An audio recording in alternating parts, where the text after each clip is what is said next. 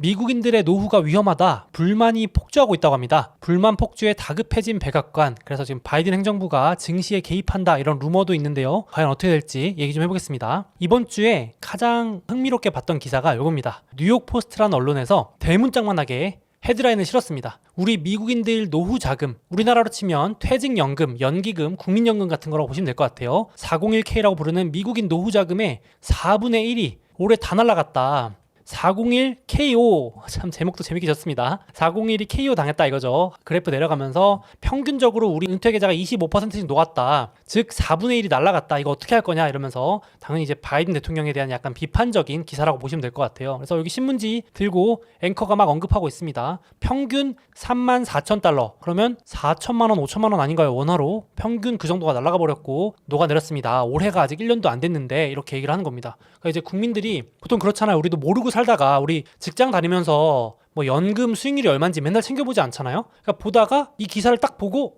뭐야, 내 돈이 이렇게 많이 줄었어. 내 연금인데, 내 노후자금인데, 이렇게 하니까 막 불만이 커지는 거죠. 좀 더 보시면 헤드라인이 미국인들의 퇴직연금, 즉 401k가 큰 타격을 입었다 하면서 바이든 대통령이 취임하고 나서 증시가 지금 빠져가지고 우리 돈이 녹아내리고 있다면서 상세하게 적어놨습니다. 실질적으로 퇴직연금 가입자가 총 1.5억 명에 달한다고 합니다. 그러니까 뭐 유권자들은 거의 다 해당이 되기 때문에 광범위한 보도라고 보시면 될 것 같아요. 광범위한 대상을 타겟으로 했다. 그래서 일반 연기금, 꼭 뭐 퇴직연금 401k 아니더라도 다른 연기금들도 최소 15% 최근 2년 수익을 모두 반납하면서 녹아내렸다. 그러니까 이제 국민들이 열이 받는 겁니다. 이제 뿔이 나는 거죠. 뭐지? 나 지금 열심히 일해봤자 소용이 없잖아. 이러면서. 그래서 잠깐 설명드리면 마침 또 이 퇴직연금 열풍이 작년 재작년에 불었습니다. 이 401k라는 제도가 이게 각종 혜택이 많다고 합니다. 세금도 절세해주고요. 직장에서 제 월급의 일부를 401k 연금에 넣으면 넣는 금액의 50% 혹은 넣는 금액의 100%까지도 같이 보존을 해준다. 쉽게 말해 제가 50만 원 401k 연금에 넣으면 뭐 나라나 직장에서 같이 해서 50만 원 같이 넣어주는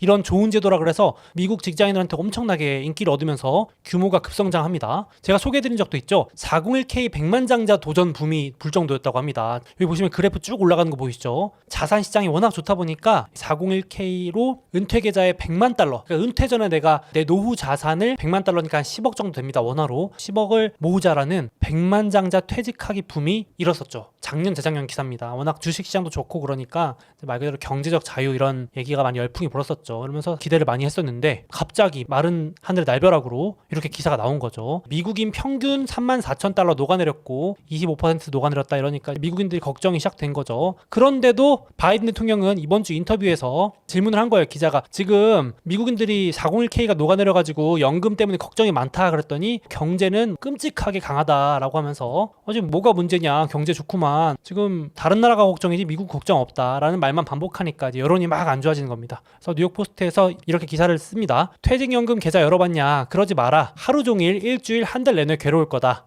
그쵸? 우리 주식 계좌랑 비슷하죠. 이렇게 계좌 열어봤자 어차피 당신의 하루가 망가질 거기 때문에 열어보지 마라 이러면서 지금 바이든 대통령 집권 후에 저축 붕괴가 일어났고 실질적인 월급은 계속 줄어들고 있다 라면서 아주 작심하고 비판을 하는 기사가 주목을 받았습니다. 그러니까 미국인들 사이에서 이런 얘기가 나오는 거예요. 야, 트럼프의 2년 전 예언이 옳았다? 이런 얘기가 돌더라고요. 그래서 뭔가 봤더니 딱 2년 전입니다. 2020년 10월 대선에서 트럼프 전 대통령과 바이든 현 대통령이 대선 토론 있을 때 이렇게 말을 합니다. 트럼프 전 대통령이 바이든이 만약에 대통령 되면 401k 0으로 갈 겁니다. 주식시장이 붕괴될 것까지 경고를 했어요. 그러니까 바이든 대통령이 어이없어서 막 웃죠. 그러면서 트럼프 대통령은 주식밖에 모른다 이러면서 막 반박을 했었는데 정작 지금 주식에 노후 대비 자금으로 많이 들어가 있기 때문에 지금 요 얘기가 다시 나오면서 트럼프의 말이 옳았다 또 얘기들이 나오고 있더라고요. 그래서 이런 짤도 돌아요. 여기 라이언킹의 한 장면인데 아빠, 양도소득세가 뭐예요? 우리 주식으로 수익 내가지고 차익 실현하면 양도소득세라는 걸 내잖아요? 했더니 아빠 사자가 뭐라 하면은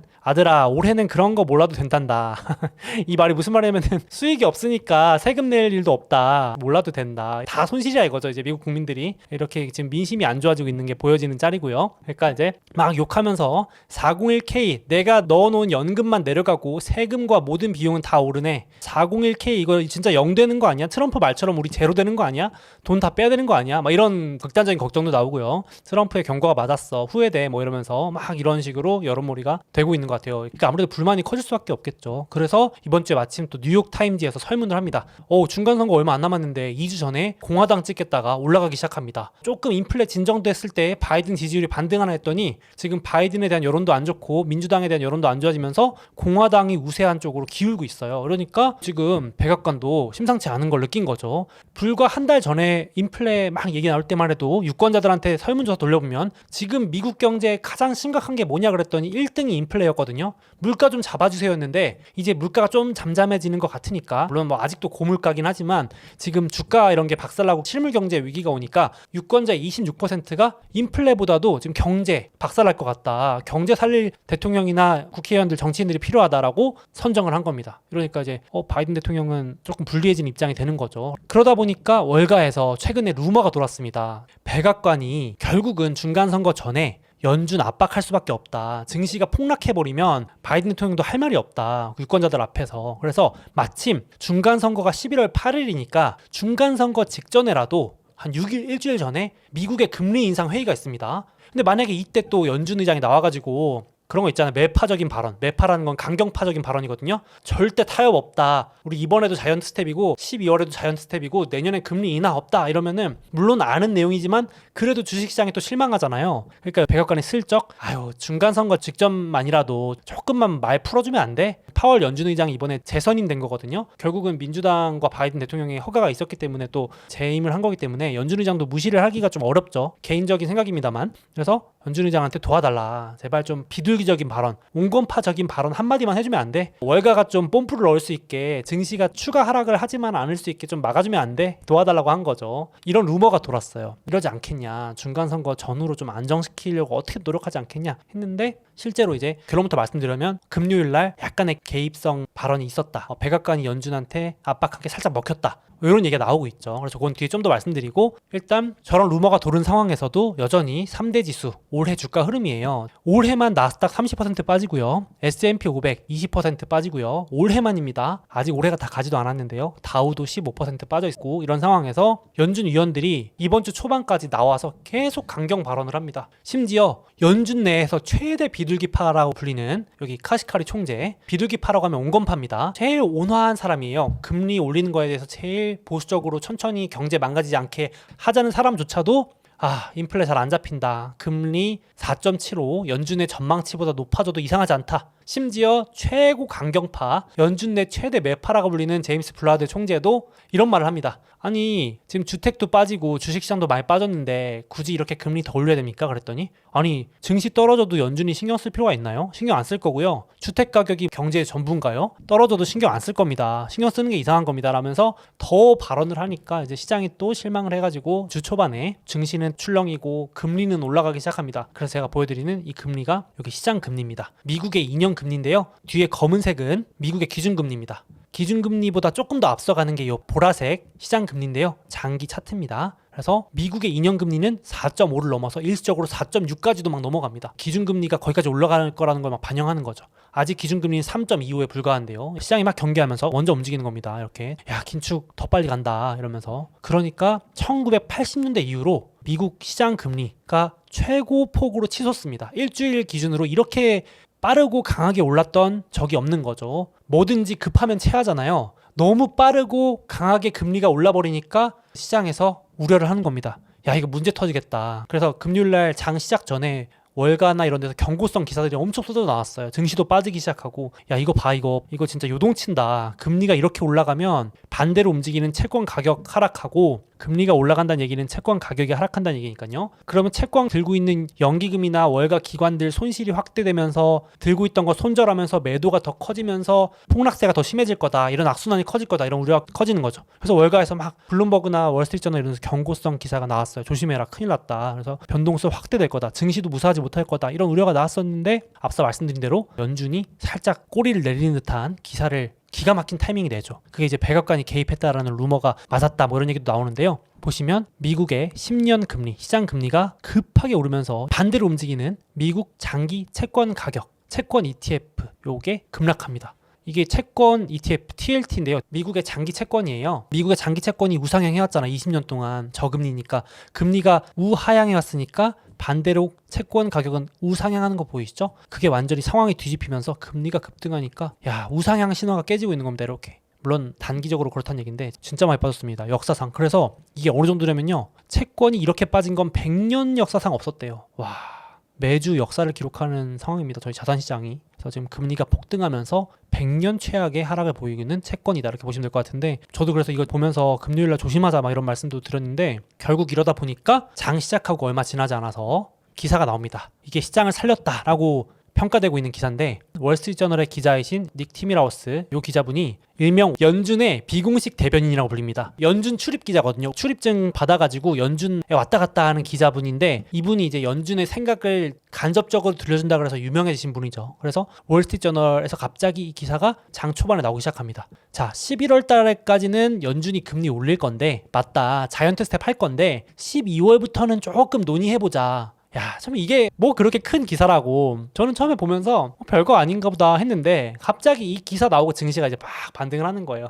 연준이 속도 조절할 수 있다. 드디어 백악관 압박이 먹혔다. 연준이 슬쩍 꼬리 내리는 거다. 이제 말 바꾸는 거 아니냐. 원래 참 증시가 이렇게 핑계 대면서 또 오르잖아요. 그래서 일단은 단기적으로 요 핑계가 먹힌 것 같습니다. 그래서 11월까지 자이언트 스텝 오케이. 근데 지금 시장에서는 이 속도면 12월 자이언트 스텝 가는 거 아니냐 이랬는데 아유 조금 지켜보자는 얘기도 나오나 보다 하면서 일단 안심을 했습니다. 그럼에도 불구하고 제가 오늘자로 가져온 자료 보시면 여전히 시장 전망은 5%. 야, 내년 2월부터 5%로 금리가 유지되면서 진짜 내년 말까지 금리가 안 내려간다가 지금 시장의 전망입니다. 정말 말 그대로 하이어 for 롱거로 높이 그리고 오래입니다. 그리고 내년 말 정도는 돼야 금리가 내려간다라고 평가받을 정도로 고금리. 그러니까 연준도 좋아. 긴축 속도 더 높이는 건 내가 고민해 볼게. 근데 내리는 건 없어. 고금리로 유지할 거야. 다시는 내가 인플레 얘기 안 나오게 할 거야 라는 게 보이는 시장의 전망이죠. 그렇게 되는데 시장은 작은 희망이라도 가지면서 반등을 좀 기대해보는 모습입니다. 그래서 제가 매주 한 번씩은 말씀드리는데 유일한 희망은 중간선거입니다. 중간선거 전후로 바이든이 어떻게든 증시를 방어하지 않겠냐라는 유일한 희망 하나 남았고 나머지는 다 부정론입니다. 이번 주에도 바이든 대통령이 재선 의사를 밝혔어요.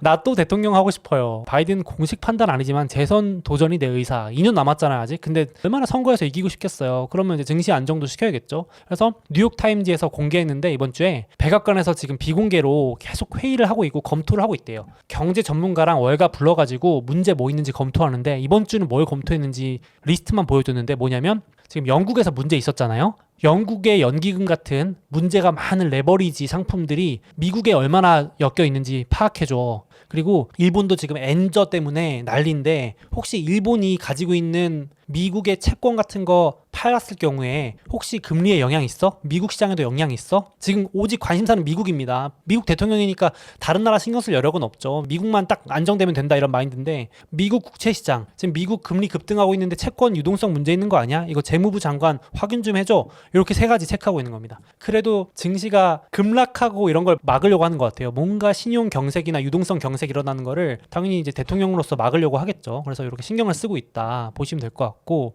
제가 그래서 유일한 희망 한 가지를 마지막으로 말씀을 드리자면 1942년 이후에 20번의 중간선거가 있었대요. 이번에도 중간선거잖아요. 근데 신기했던 게 중간선거로부터 1년 뒤 수익률은 모두 진짜 예외 없이 와 42년이면 거의 100년에 가까운 기간 동안 모두 플러스였대요. 참 신기합니다. 이번엔 다를까요? 와 근데 신기하네요. 예외가 없었네요. 이 시기에 뭐 70년대 오일 쇼크도 있었고 80년대 90년대 외환위기도 있었고 2000 닷컴 버블도 있었고 2008년 금융위기도 있었을 텐데 그 시기 때도 정말 운명의 장난처럼 피해갔는지 모르겠지만 수익률이 만만치 않은데요. 평균 내보면 최소 10% 넘을 것 같습니다. 15% 이상? 왜 그런가 봤더니 이런 거죠. 이번에 리포트 내신 애널리스트 분들의 의견도 흥미로워서 가져왔는데 이번에도 이 일이 반복될 가능성이 충분하다. 왜냐하면 중간선거 전에 인플레이션 잡으려고 좀 과잉 대응한 건데 이제 선거에서 만약에 바이든이 이기거나 중간선거 이후에 공화당이 잡든 어쨌든 마무리가 되고 나면 다시 인플레 좀 높아지든 어쨌든 간에 약간 그거 과잉 대응 안 하고 안정적으로 시장을 컨트롤하려고 할 거다. 굳이 인플레 잡는데 올인하진 않을 거다. 지금 선거 전이니까 좀 오버페이스가 있었다. 실제로도 트럼프 전 대통령이 중간 선거 승리를 위해서 대중관세 저 기억납니다. 이때 증시가 막 진짜 요동쳤거든요. 트럼프 전 대통령이 막 트위터로 매번 중국 때리고 그랬었는데 그렇게 미중 무역 분쟁 여론을 조성하다가 갑자기 선거 끝나자마자 시진핑과 전화 통화를 합니다. 저도 그때 좀 어이가 없었는데요. 갑자기 선거 끝나자마자 고생했다 그러면서 브라질에서 정상회담에서 둘이 막 악수도 하고 그럽니다. 이번에도 중국과 지금 죽일 듯이 싸우잖아요. 막 반도체 수출 규제하고 난리치는데 올해는 다르다. 이제 신냉전의 시작이다 하실 수도 있겠지만은 이 애널리스트분은 또 반복되지 않겠냐라는 긍정론 하나 펼쳐주셨는데 올해도 마침 11월 중간선거 끝나고 인도네시아 발리에서 G20 정상회담이 있습니다. 여기 다 같이 모여서 또 악수하는 거 아니에요, 여러분? 갑자기 전화통화하면서 또 시진핑 형 3년임 축하해, 열심히 하자 이러고 저희 시진핑도 바이든한테 전화해가지고 중간선거 마무리 축하합니다, 고생하셨어요 이러면서 앞으로 잘해봅시다 이러면서 하는 거 아니에요? 그런 얘기가 요 얘기입니다. 그래서 올해도 반복되면 그러면 이제 갑자기 그동안 우려가 꼈던 미중 전쟁 피해주 막 반도체 반등하고 애플 테슬라 반등하고 막 이럴 수도 있다라는 마지막 희망의 로고를 하나 돌려봅니다. 이것마저 없으면 이제 상승론이 없어요. 상승 호재가 이제 없어요. 이거마저 무너지면은. 그래서 말 그대로 우리에게 남은 거의 마지막 호재, 10월 이후엔 4분기 산타랠리가 있었다, 거기에 중간선거 이후엔 수익률이 좋았다라는 마지막 호재, 많이 빠졌다라는 논리 외에는 그거밖에 없어요.